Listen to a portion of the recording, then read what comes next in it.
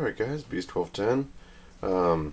This video is going to be aimed towards USN ER Doc and his renewed interest in these food saver bags.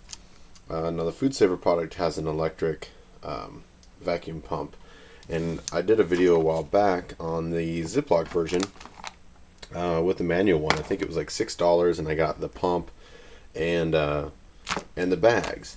And if you remember right, I was having problems with the vacuum holding a rock hard vacuum. You know, it started to loosen up a little bit.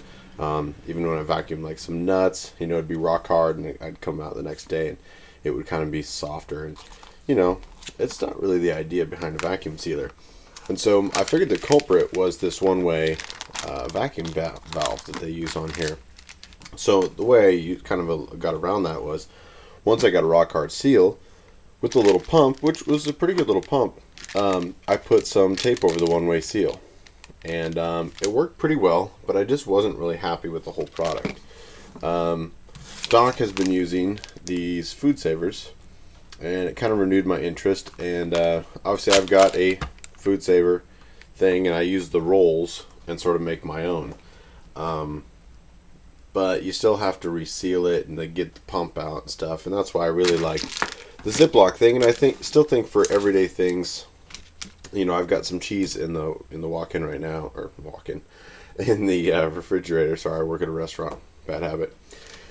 You know, for cheese and sausage and all the little day-to-day things, you can re-Ziploc and without having to get out the pump and stuff. I still think it's a terrific idea.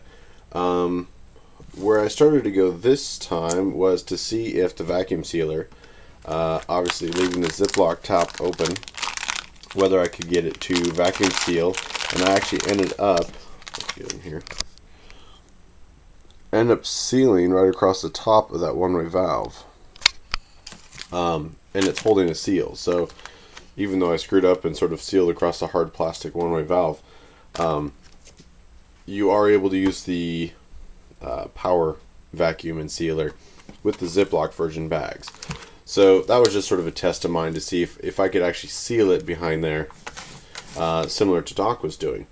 So one of the things I was thinking about, and vice versa, this little Ziploc pump, one thing you can tell is their one-way valve on here is just a stronger valve.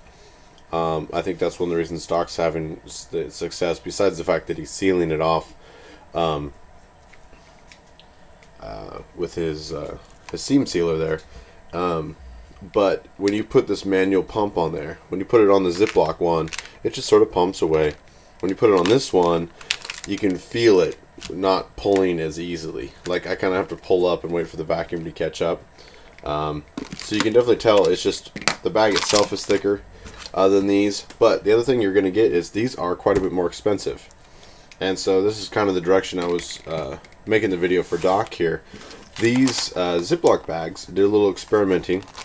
The Ziploc on this is open, and it is sealed. And this one actually sealed underneath the one-way valve. But a seam sealer, because he's doing it a couple different ways without an actual seam sealer product. He has a just a sealer or an iron he was talking about. These Ziploc bags are quite a bit cheaper. I think it was maybe $2 for 6 or something, where this was $6 for 6. I don't remember the exact number you got out of them. But I think the Ziploc, I mean, you can do a check, but I'm pretty sure the Ziplocs were cheaper. And especially if you're just seam sealing them and trimming them off, it might be a better way to go. My only issue was the one-way valve with the Ziplocs.